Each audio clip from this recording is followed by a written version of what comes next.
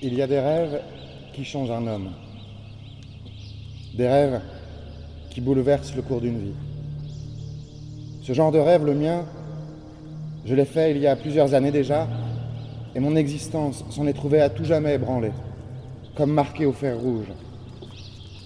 Je le raconte depuis lors à qui veut l'entendre, espérant sans doute qu'il exerce dans un premier temps la même fascination chez mes auditeurs de fortune, puis qu'il produise, dans un second temps, la même métamorphose dans leur cœur et leur esprit. Ce rêve, il eut lieu dans des circonstances bien particulières, un 24 décembre. Ce qui était notable n'était pas le fait que nous étions précisément la veillée de Noël, mais plutôt que nous venions ce Noël-ci, ce 24 décembre-là, nous venions d'enterrer Lucette. Comme tout le monde le sait, j'aimais passionnément Lucette. D'un amour profond, sincère.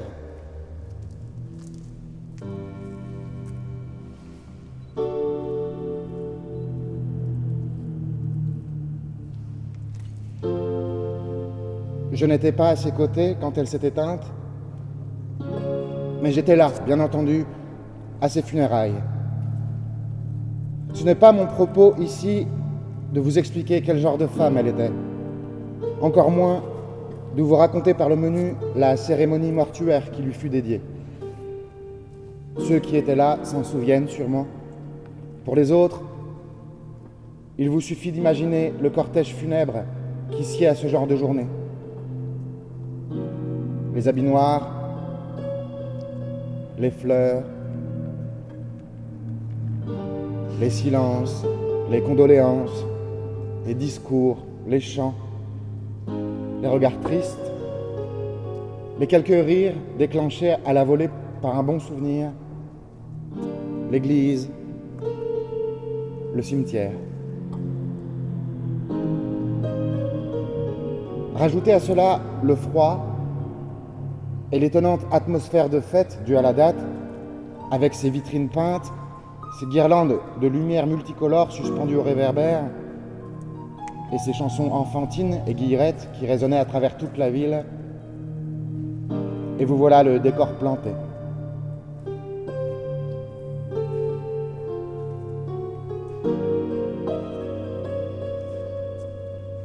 J'étais terriblement malheureux ce jour-là, véritablement pitoyable. J'avais pleuré toute la messe durant. Impossible pour moi de garder mon chagrin. Il jaillissait à tout instant et, sous le moindre prétexte, en spasmes vifs et en longs gémissements.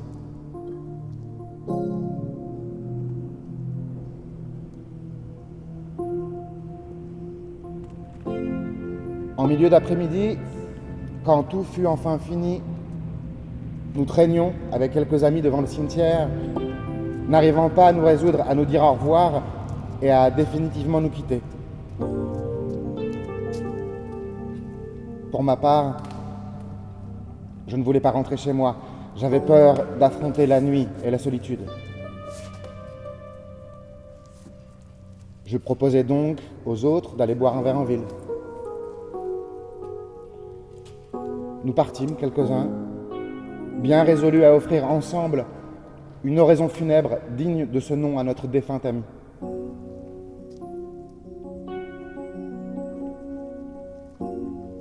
Je le confesse, cette nuit-là, je bus bien plus que de raison.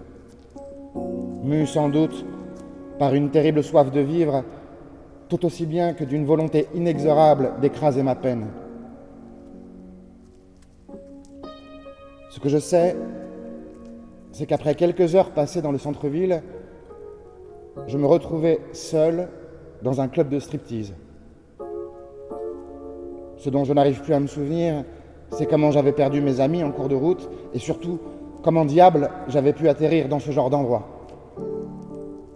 Pour autant, je me souviens avec une absolue netteté des lumières feutrées, de la fumée de cigarettes, des quelques clients présents dans la salle, de la banquette en sky sur laquelle je m'étais affalé abruti d'alcool.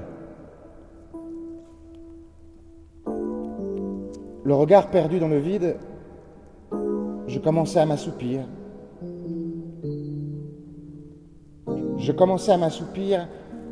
Tandis que deux jeunes femmes en tenue légère dansaient lascivement devant moi sous les commentaires grivois de quelques hommes. J'étais en train de terminer une flûte de champagne et dans ma demi-somnolence, ces femmes semblaient me murmurer des mots doux que je n'arrivais pas à comprendre, mais que je devinais tout de même comme une invite dangereuse et sensuelle. Tandis qu'elles dansaient enlacées et se dénudaient lentement, telles de somptueuses sirènes dans mon odyssée éthylique, elles prenaient soudain dans mon esprit les atours pour l'une d'Eros, la déesse de l'amour et du désir, pour l'autre de Thanatos, la déesse du chagrin et de la mort. J'avais l'impression d'avoir l'image même de la vie valser devant les yeux.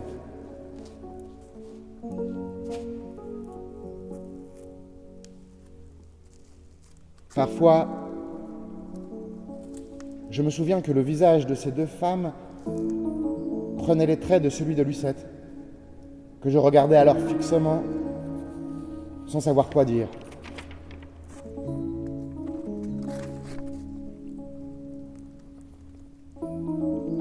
Je me souviens aussi qu'une musique lancinante me parvenait de loin, tandis que je sombrais brusquement dans le sommeil, et que ces deux jeunes femmes continuaient de se mouvoir comme les serpents d'un rituel ancien.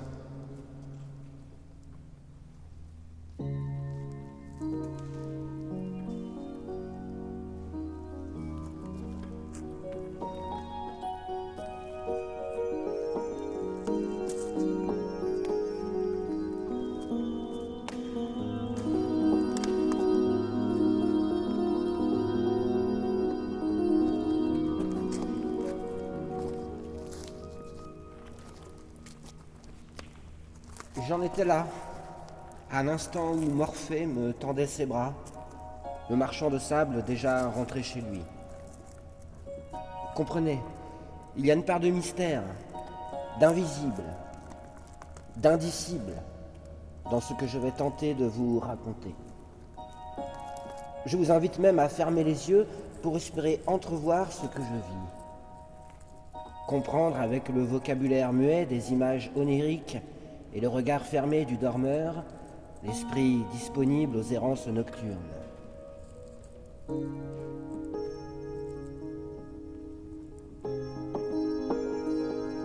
L'invitation du repos.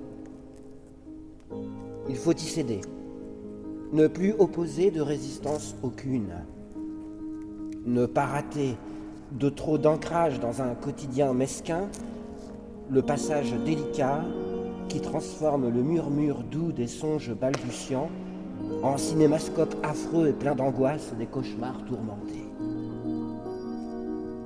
Cet abandon m'invitait au voyage dans sa solennité enveloppante. Et pourtant, j'étais loin de me douter des affres que mon cortex cérébral préfrontal, mon inconscient, je ne sais quelle force occulte alors à l'œuvre, allait me faire traverser.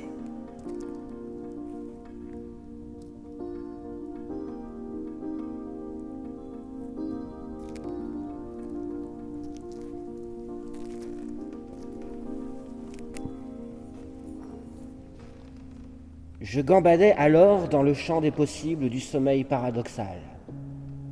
Toujours ce filet de musique, cet air répété comme une litanie de sociétés secrètes qui, comme le fil d'Ariane, rassurait une inquiétude, une mélancolie lourde qui affectait non pas mon complet endormissement, mais le nécessaire laisser-aller pour rêver sans entrave.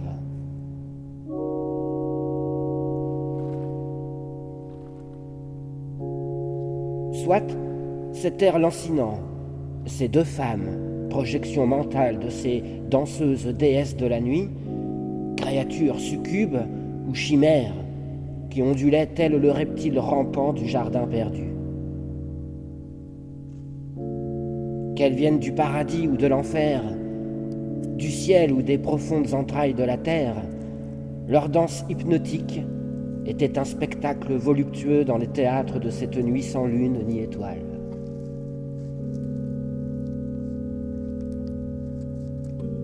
Leur corps polymorphe se mua pour ainsi dire totalement, pour désormais véritablement devenir serpentin.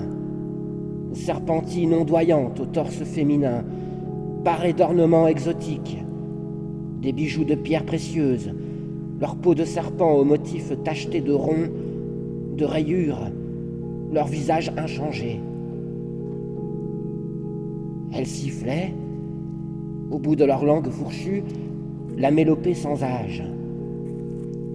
Dans un décorum antique, comme au temple, une architecture très ancienne constituait maintenant la scène dont j'allais être victime spectateur, muet dans un silence inviolable. La lumière, les couleurs, dans des flashs et d'incertaines nuances, se modifia dans des éclats, des motifs, des formes qui, sans d'autres mots adéquats, je qualifierais de psychédéliques. Des envolées de formes qui,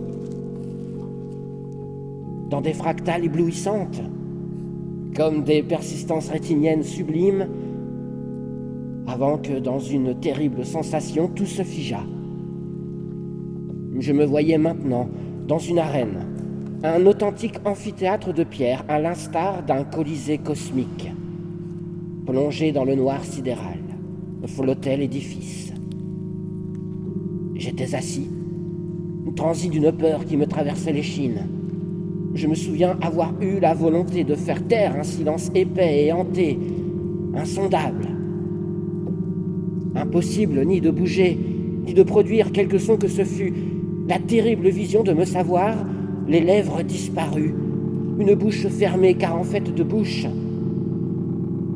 il n'y avait plus trace. Sur l'estrade du milieu, un autel dressé. Des colonnes, au nombre de 6, maintenaient le fronton du bâtiment ouvert. L'architecture elliptique, ovoïde, me plongeait dans une profonde solitude et plus encore, elle m'oppressait. Je me sentais minuscule dans cette arène aux dimensions colossales. Au sommet des 3 colonnes centrales, trônaient 3 grosses têtes taillées dans un marbre que j'imagine, aux faciès identiques à Lucette. La vision de ces effigies était sidérante, démesurée. Les 2 serpentines s'activaient autour de cette épique scène, mais j'étais trop loin pour savoir précisément à quoi rimait leur agitation.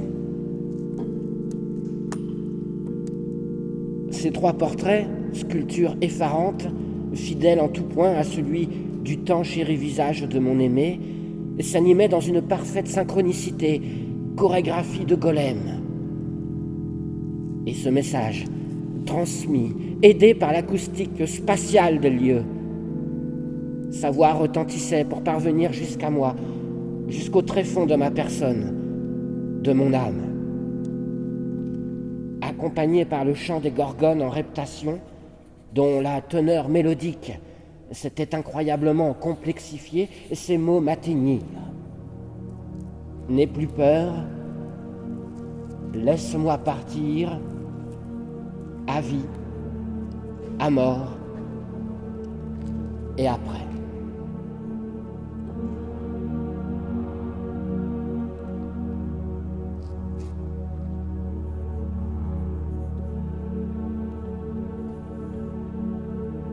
Ces quelques mots d'abord me saisirent d'effroi.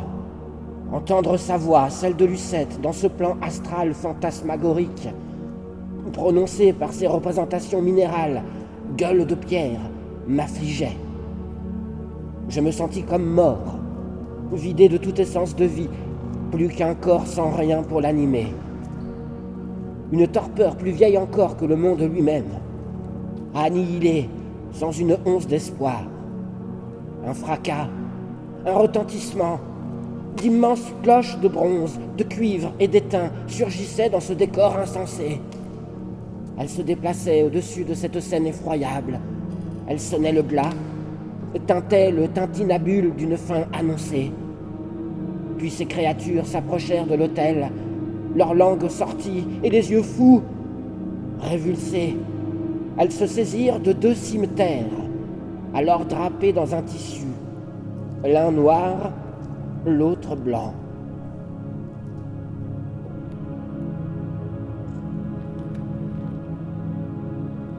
Toujours prostrés dans un mal-être insurmontable, incapables de parler ou de crier, abrutis par ces visions et tous ces sons, dans un ailleurs d'épouvante et de mystère indéchiffrable, je remarquai que, sans explication rationnelle, l'antique stade se remplissait de milliers de moi, des clones, des copies, multitudes désincarnées à mon image.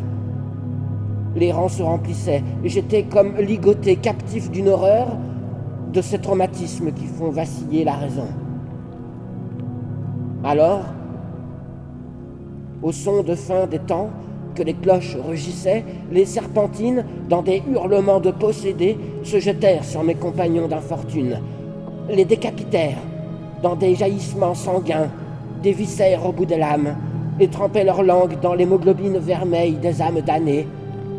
Des larmes de cristal, d'émeraude et d'améthyste perlaient le long des yeux de ces fascinants monstres au visage familier, et à la voix d'outre-tombe, dans un sanglot de spectre, répétait ces mots: à vie, à mort et après. Je comprenais, tout en rêvant, que cette myriade de moi-même tué au son des cloches n'était qu'une image lointaine de la longue histoire de l'homme. Je ne savais si j'étais en train de remonter le temps et revenais à l'aube de l'humanité, ou au contraire, si j'effectuais de gigantesques bonds en avant pour assister à la fin du monde. Mais ce que je sais, c'est que je contemplais, impuissant et désolé, je contemplais le spectacle sempiternel de la guerre. Comme dans un film joué en accéléré, je voyais les hommes s'entretuer, à travers ce qui me semblait des siècles, dans une sorte de valse sanglante et sans fin.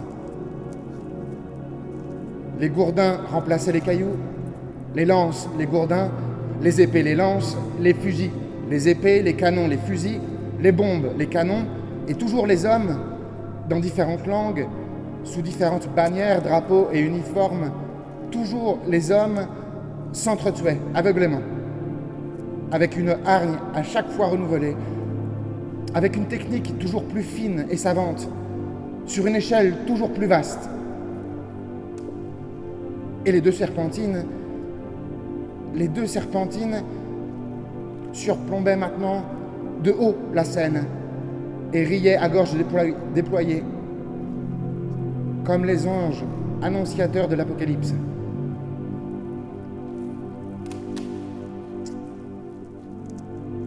J'aurais voulu interrompre ce gigantesque massacre, ne serait-ce qu'en criant.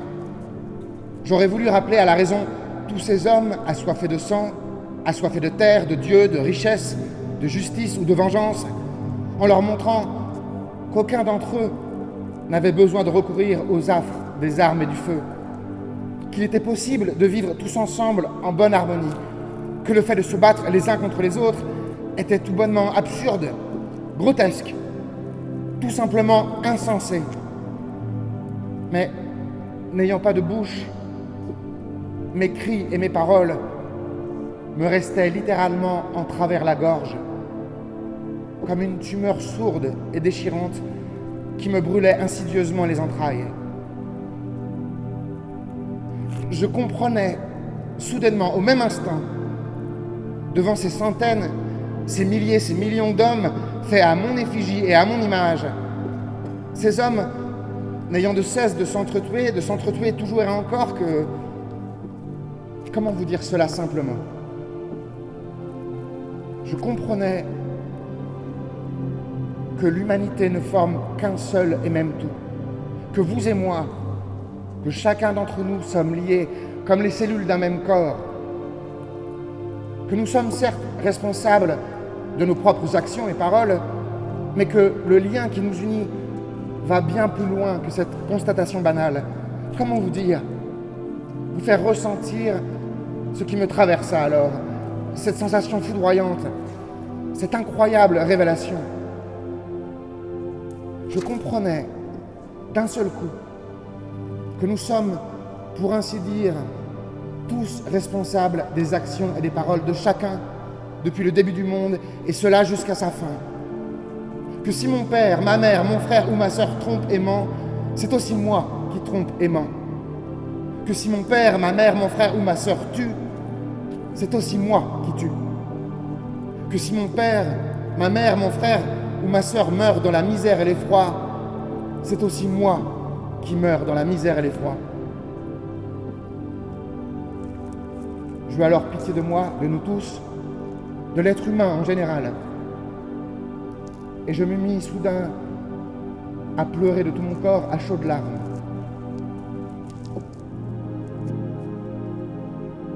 C'est à ce moment précis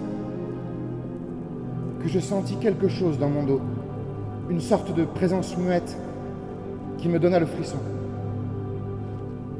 Je me retournai et vis un homme planté là, à quelques mètres de moi, en train de me regarder fixement. C'était Jésus-Christ. Vous savez, le Jésus des vitraux et des églises, le Jésus des calvaires, le Jésus de la Passion. Il était d'une extraordinaire beauté dans sa nudité.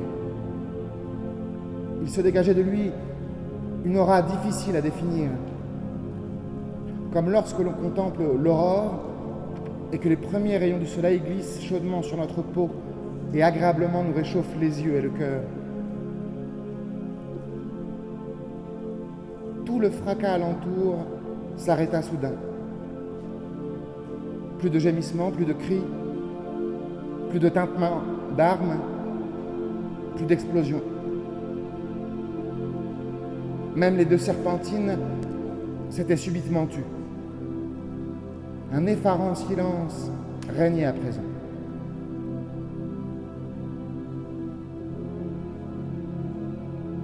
Jésus s'approcha alors lentement de moi, sans un mot, en écartant légèrement les bras.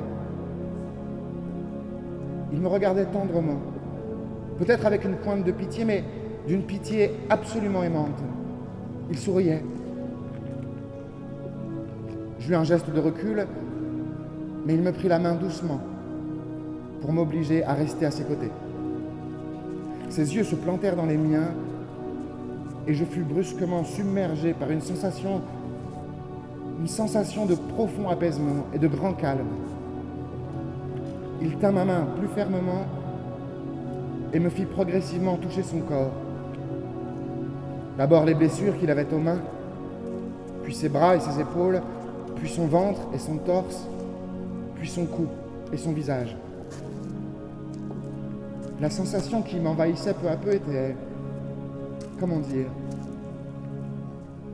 je ressentais une fabuleuse et complète douceur. Il y eut un moment d'immobilité entre nous, puis il approcha son visage du mien pour poser avec ses lèvres un doux baiser sur l'endroit supposé de ma bouche. Je ne sais combien de temps ce baiser dura, peut-être une minute, peut-être un siècle ou un millénaire. Ce que je sais, c'est que, sous l'effet de ce long enlacement, mes lèvres réapparurent. J'eus de nouveau une bouche par laquelle respirer et parler. Mais avant que je ne puisse dire ne serait-ce qu'un seul mot, Jésus glissa sa langue dans cet orifice nouvellement formé et je fus brusquement envahi d'un amour infini. Un amour dont la puissance et l'absolue netteté me firent fermer les yeux. Jésus semblait me dire par ce simple attouchement silencieux, que c'était cela la réponse. Je veux dire, la réponse à tous les maux terrestres, c'était tout simplement l'amour. Je sais que cela semble terriblement bête, mais laissez-moi essayer d'être plus précis. Ce que je ressentis alors était un amour radicalement différent de celui que nous connaissons ici sur Terre. C'était un amour totalement désintéressé, un amour sans restriction, un abandon complet. Peut-être pourrais-je apparenter la qualité d'amour que je ressentis alors à l'une de celles que nous connaissons tous au cours de notre vie. Je veux dire, celle de l'amour de l'enfant. Vous voyez, cet amour sans préjugés, accueillant tout, sans peur de rien, émerveillé de chaque détail et de tout, un amour joyeux, rieur, joueur et innocent. Non. Non. Je n'arriverai pas à décrire correctement cet amour. Je n'arriverai pas à vous le faire ressentir comme je le ressentis alors, car c'était un amour à proprement parler inhumain. Un amour qui n'est tout bonnement pas de ce monde, sans équivalent de ce que vous et moi pouvons connaître. Sous la chaleur de cet amour, sous la moiteur de ce baiser, je restais là un long moment, les bras ballants, comme terrassé de bonheur et complètement extasié. Puis ce baiser prit fin, et je rouvris peu à peu les yeux, comme sous l'effet d'une puissante drogue.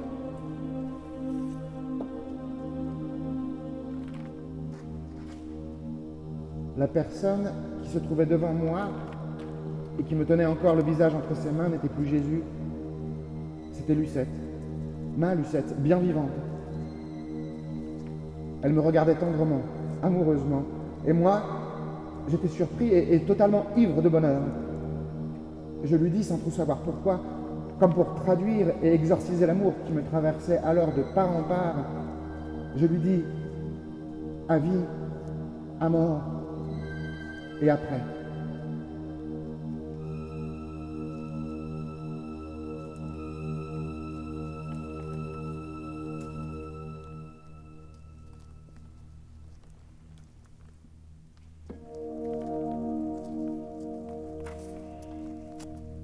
Nos deux visages, proches l'un de l'autre, comme quand l'amour murmure aux oreilles des tendres amants, nous nous regardions.